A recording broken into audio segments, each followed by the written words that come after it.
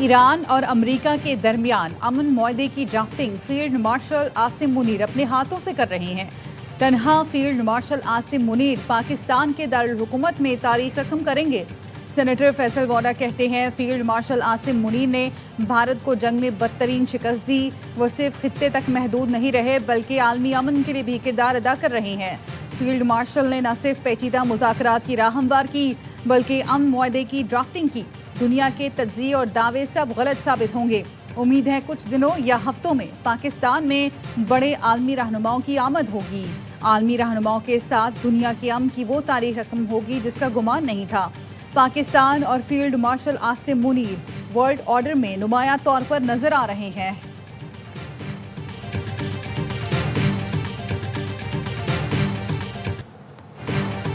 مذاکرات کا دوسرا دور ہوا تو پاکستان میزبانی کے لیے تیار ہے۔ ایران اور امریکہ کے درمیان جلد امن معاہدے کے لیے پرامید ہیں۔ ترجمان دفتر خارجہ کی پریس بریفنگ، کہا 29 مئی کو اسحاق ڈار سے ملاقات میں امریکی وزیر خارجہ نے امن کے لیے پاکستان کی کوششوں کو سراہا۔ ابراہم معاہدے سے متعلق پاکستان کا موقف مستقل اور واضح ہے۔ اس حوالے سے پاکستان کی پالیسی اور موقف میں کوئی تبدیلی نہیں آئی۔ پاکستان آزاد فلسطینی ریاست کے قیام کا حامی ہے۔ القدس شریف کو فلسطینی ریاست کا دارالحکومت بنایا جانا چاہیے۔ پاکستان کی کویت اور بحرین پر حملوں کی مذمت، مشرق وسطیٰ میں بڑھتی کشیدگی تشویشناک قرار دے دی۔ ایک سوال پر ترجمان نے کہا ایران سے متعلق انٹیلیجنس معلومات امریکہ کے ساتھ شیئر کرنے کے دعوے بے بنیاد ہیں۔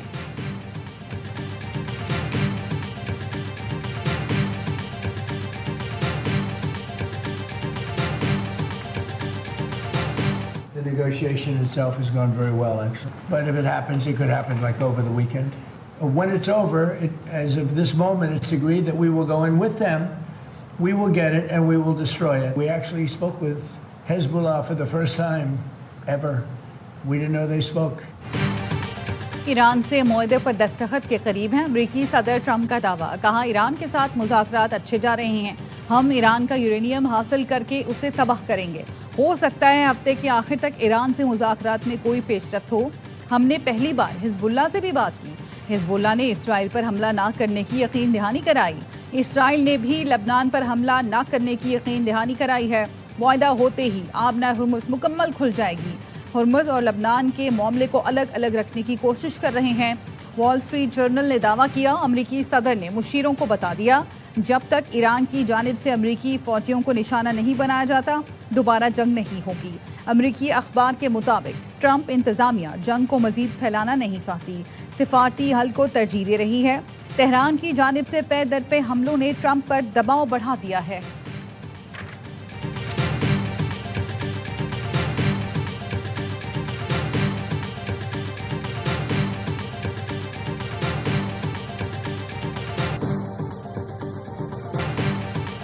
On this vote, the yeas are 215 and the nays are 208. The concurrent resolution is adopted. امریکی ایوان نمائندگان نے صدر ٹرمپ کو ایران میں مزید فوجی کارروائی سے روکنے کی قرارداد منظور کر لی۔ 208 کے مقابلے میں قرارداد 215 ووٹوں سے منظور۔ 4 ریپبلکن اراکین نے بھی ڈیموکریٹس کا ساتھ دیا۔ صدر ٹرمپ نے رد عمل میں کہا بے معنی ووٹنگ میں 4 برے ریپبلکن اور تمام ڈیموکریٹس نے میرے جنگی اختیارات محدود کرنے کے لیے ووٹ دیا۔ محب وطن شخص ایسے ملک دشمن کام نہیں کر سکتا، یہ سب سستی شہرت کے بھوکے ہیں، انہیں اس اقدام پر شرم آنی چاہیے۔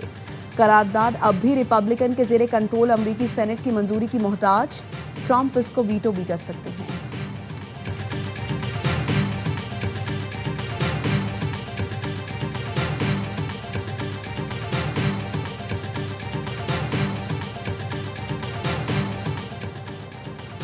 امریکہ سے مذاکرات میں کوئی ٹھوس پیش رفت نہیں ہوئی۔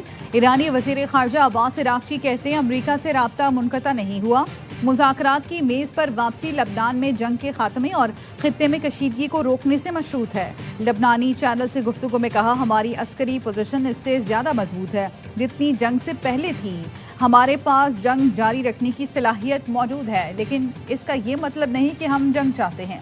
اسرائیل بیروت پر حملہ کرے گا تو ایران فیصلہ کن جواب دے گا۔ ہماری افواج جنگ دوبارہ شروع کرنے اور اسرائیل کے اندر اہداف کو نشانہ بنانے کے لیے پوری طرح تیار ہیں۔ پاسداران انقلاب نے واضح پیغام دیا جب تک اسرائیل لبنانی علاقوں سے پیچھے نہیں ہٹتا تب تک خطے میں امن ممکن نہیں۔ علاقائی جنگ روکنے کے لیے پہلی شرط لبنان سمیت تمام محاذوں پر جنگ بند کرنا ہے۔ دشمن لبنانی عوام پر حملے فوری بند کرے، مقبوضہ علاقے خالی کر کے لبنان کے آزادی اور سرحدوں کا احترام کرے۔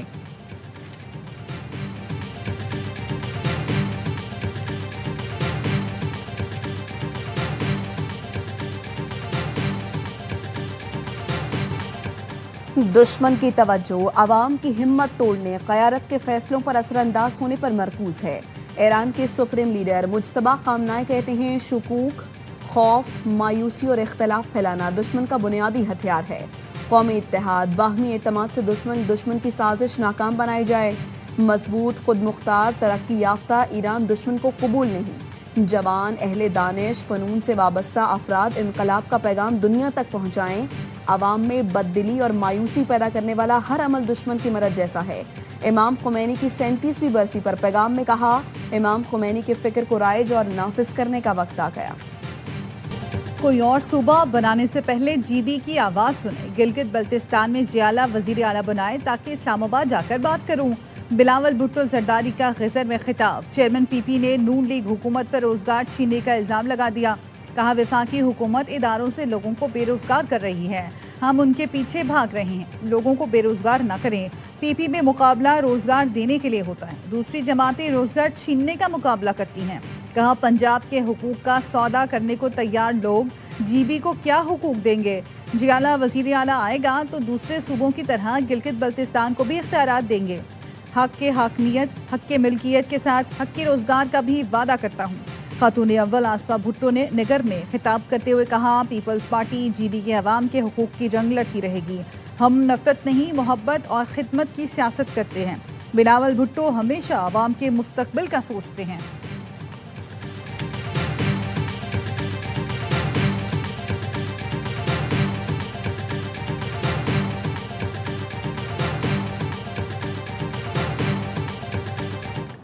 پیر کا نشان پاکستان کی طاقت کا نشان، غیرت کا نشان ہے۔ ہم عزت دینے والے لوگ ہیں، ہم زمین سے اٹھا کر اوپر کرنے والے لوگ۔ اگلے 5 سال ہنزا کیسا ہونا چاہیے؟ کراچی جیسا کہ لاہور جیسا ہونا چاہیے؟ صفائی ہونی چاہیے کہ گندگی ہونی چاہیے؟ صفائی لاہور میں ہے، کراچی میں نہیں۔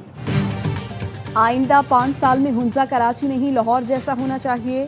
مسلم لیگ نون کے رہنماؤں کا ورکرز کنونشن سے خطاب۔ خرم دستگیر نے کہا صفائی لاہور میں ہے، کراچی میں نہیں۔ گلگت بلتستان کے عوام کو ترقی چاہیے تو شیر پر ٹھپا لگائیں۔ عابد شیر علی کا کہنا تھا مسلم لیگ نون کا انتخاب کریں تاکہ گلگت بلتستان میں بھی پنجاب جیسی ترقی ہو۔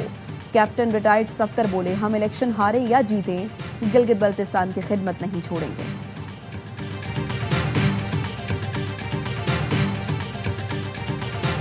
قومی اسمبلی کا بجٹ اجلاس 10 جون کو شام 5 بجے ہوگا۔ قومی اسمبلی اور سینٹ اجلاس کی سمری بھیج دی گئی۔ وزارت خزانہ کا کہنا ہے وفاقی وزیر محمد اورنگزیب 9 جون کو اقتصادی سروے پیش کریں گے۔ قومی اقتصادی کونسل کا اجلاس 8 جون کو متوقع ہے۔ وزیر اعظم شہباز شریف صدارت کریں گے۔ وفاق اور صوبوں کے ترقیاتی منصوبوں کا جائزہ ایجنڈے میں شامل۔ ترقیاتی ترجیحات اور سالانہ اقتصادی اہداف پر اہم فیصلے کیے جائیں گے۔ ترقیاتی پروگرام کو حتمی شکل دی جائے گی۔ بجٹ پر حکومت اور پیپلز پارٹی میں ڈیڈ لاک برقرار۔ پی پی قیادت کا پارٹی کی بجٹ کمیٹی پر شدید اظہار برہمی۔ ذرائع کا کہنا ہے پیپلز پارٹی کی کمیٹی نے بجٹ تجاویز پر لچک دکھائی۔ پی پی کمیٹی کو بجٹ پر پوائنٹ ٹو پوائنٹ بات کرنے اور تجاویز کی فوری حمایت نہ کرنے کی ہدایات دی گئی تھیں۔ عوامی ایشوز پر سخت موقف اپنانے کی تلقین کی گئی تھی۔ پی پی کمیٹی نے مبینہ طور پر بعض حکومتی تجاویز سے اتفاق کیا۔ پارٹی قیادت کی ہدایات نظر انداز ہونے پر بجٹ کمیٹی کو حتمی فیصلے سے روکا گیا۔ پی پی قیادت وفاقی بجٹ پر حکومت سے اب براہ راست مذاکرات کرے گی۔ بلاول بھٹو کی وزیر اعظم اور نائب وزیر اعظم سے ملاقاتوں کا امکان۔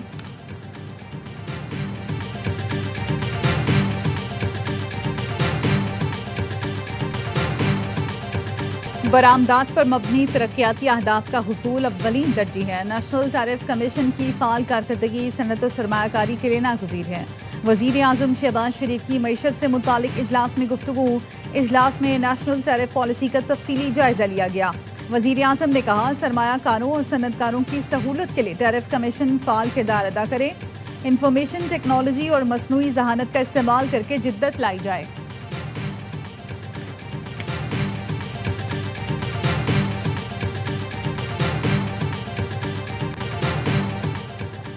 نان فائلر کو ٹیکس نیٹ میں لانے کے لیے اقدامات کرنا ہوں گے. سب ٹیکس دیں گے تو سب کے لیے ٹیکس کا دائرہ بھی کم ہوگا. Chairperson Pakistan business council doctor Zeelat Munir کی پروگرام آن مائی ریڈار میں گفتگو. کہا دیکھنا ہوگا حکومت ایسی کیا پالیسی دیتی ہے جس سے سرمایہ کاری بڑھے. جب تک پالیسی میں استحکام نہیں ہوگا سرمایہ کاری کیسے ہوگی. اچھا بجٹ وہ ہوگا جس میں پہلے مقامی سطح پر سرمایہ کاری بڑھے. سرمایہ کاری پیداواری شعبے میں ہو تاکہ روزگار بڑھے اور دستاویزی معیشت بہتر ہو.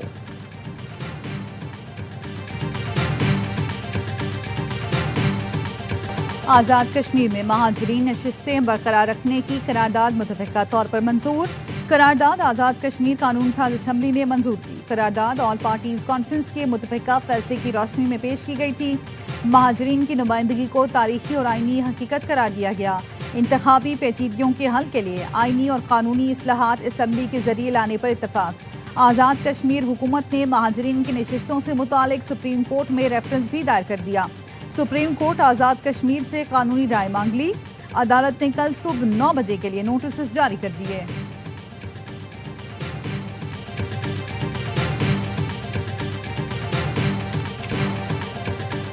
بلوچستان میں پیٹرول کی قلت کی افواہوں کے پیچھے ایندھن مافیا ملوث نکلا. رعایتی پیٹرول بلوچستان پہنچانے کے بجائے کراچی ہی میں فروخت کیا جاتا رہا. بلوچستان کے عوام کو ایران سے اسمگل شدہ پیٹرول فروخت کرتے رہے. گوادر کے قریب کنتانی روڈ سے ایران کی چابہار ریفائنری کا اسمگل شدہ پیٹرول آتا رہا. پورا نیٹ ورک جرائم پیشہ اور دہشت گرد عناصر کے ہاتھوں میں رہا. قانون نافذ کرنے والے اداروں نے اب یہ راستہ بند کر دیا. ریاستی اقدامات پر ایندھن مافیا اور دہشت گرد عناصر افواہیں پھیلانے لگے. پیٹرول 600 روپے فی لیٹر کی کہانیاں گڑھیں. سوشل میڈیا پر سڑکیں غیر محفوظ ہونے کا واویلا مچایا. مقصد ناجائز کاروبار کے لیے کنتانی روڈ دوبارہ کھولنا ہے. توانائی اور سیکیورٹی ماہرین کا کہنا ہے حکومت ایندھن مافیا کے دباؤ میں نہ آئے, غیر قانونی روٹ بحال نہ کرے. کراچی سے قانونی سپلائی چین کو مضبوط کرنا ہوگا.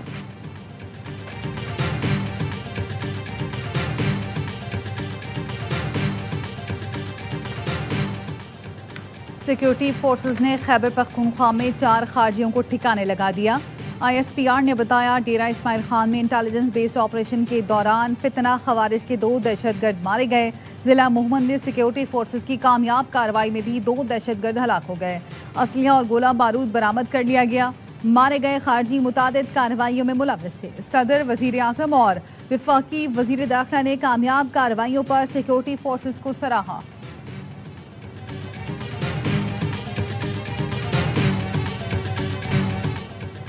فیصلہ کن ون ڈے میں آسٹریلیا پاکستان میں اپنے کم ترین ٹوٹل پر آؤٹ. قومی بالرز نے شاندار بالنگ سے مہمان ٹیم کو 157 پر سمیٹ دیا. قذافی اسٹیڈیم لاہور میں کینگروز 42 اوور میں ہی کھیل سکے. 7 بلے باز ڈبل فگر میں بھی داخل نہ ہو سکے. جوش انگلس 65 رنز بنا کر نمایا. کپتان شاہین آفریدی نے 3, ابرار احمد اور شاداب خان نے 2 کھلاڑی آؤٹ کیے. 158 رنز کے تعاقب میں پاکستان کی بیٹنگ جاری. گرین شرٹس میچ جیتے تو آسٹریلیا کے خلاف پہلی بار ون ڈے سیریز جیتنے کی ہیٹ ٹرک کریں گے.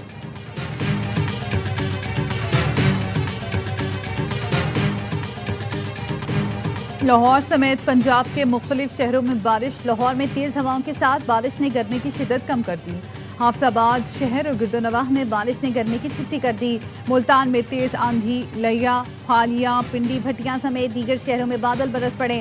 اسلام آباد اور راولپنڈی میں بھی بادل جم کر برسے. موسم خوشگوار ہو گیا. خیبر پختونخوا کے مختلف علاقوں میں بھی بارش. کرم میں آسمانی بجلی گرنے سے 3 افراد جان سے گئے. آئندہ 12 سے 24 گھنٹے کے دوران پنجاب, خیبر پختونخوا, گلگت بلتستان اور کشمیر کے مختلف علاقوں میں بارش کے ساتھ ژالہ باری متوقع. NDMA نے سخت موسمی حالات کے باعث الرٹ جاری کر دیا. سیاحوں کو محتاط رہنے کی ہدایت.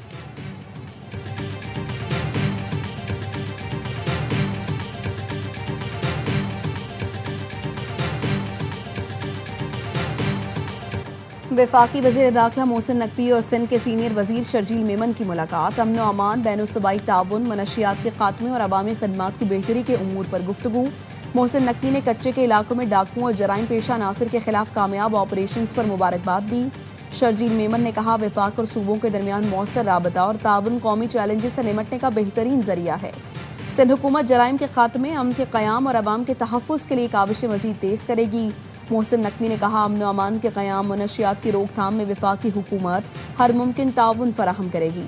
سندھ پولیس نے چیلنجنگ حالات میں امن کی بحالی کے لیے قابل ستائش کردار ادا کیا۔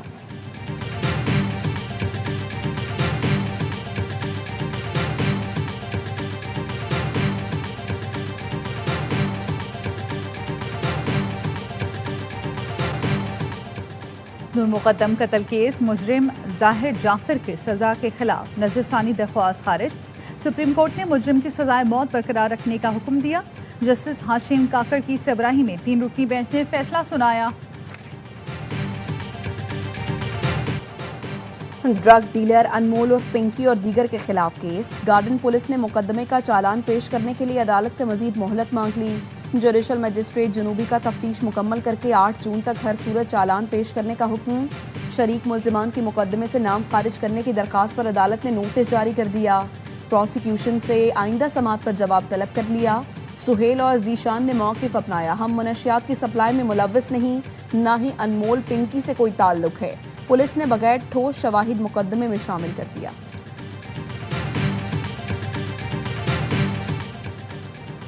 بڑے گھروں میں منشیات سے اموات کے بعد پنکی کو گرفتار کرنے کی بات غلط ہے۔ پنکی کا نیٹ ورک فی الوقت بند ہے۔ تمام منسلک افراد کو پکڑا گیا ہے۔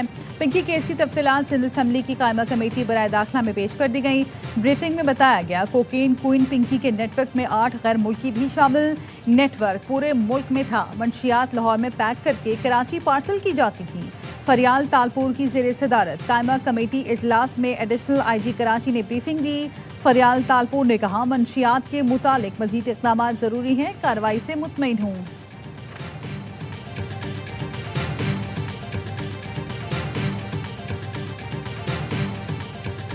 نارکوٹکس کے حوالے سے سندھ گورنمنٹ کا ایک پراپر اسٹانس ہے اور اس پہ آگے آپ نے سنا بھی ہوگا کہ ہم نارکوٹکس فورس بھی بنا رہے ہیں۔ سندھ حکومت نے اینٹی نارکوٹکس فورس بنانے کا فیصلہ کیا ہے۔ پنکی کیس میں ملوث کسی شخص کو نہیں چھوڑا جائے گا۔ وزیر داخلہ سندھ ضیاء الحسن لنجار کی قائمہ کمیٹی اجلاس کے بعد گفتگو، کہا تعلیمی اداروں کے حوالے سے ہائی پاور کمیٹی بنا رہی ہیں۔ آئندہ بجٹ میں ڈرون کی خریداری کے لیے علیحدہ بجٹ رکھنے کی تجویز ہے۔ محکمہ داخلہ سندھ کے ماتحت ڈرون فورس بھی بنائی جائے گی۔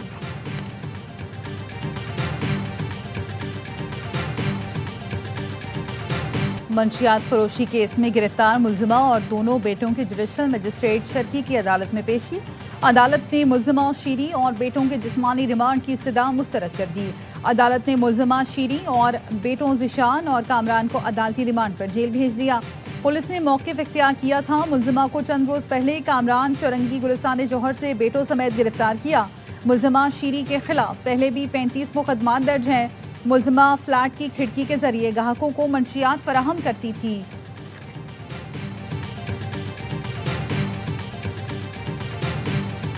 لاہور میں پارٹیوں میں منشیات سپلائی کرنے والا نیٹ ورک پکڑا گیا۔ پولیس نے شادمان کچی آبادی سے 4 ملزمان کو گرفتار کر لیا۔ 10 کلو سے زائد منشیات برآمد۔ ملزمان علی شیر، احمد، ظہیر اور جہانگیر کے خلاف مقدمات درج کر لیے گئے۔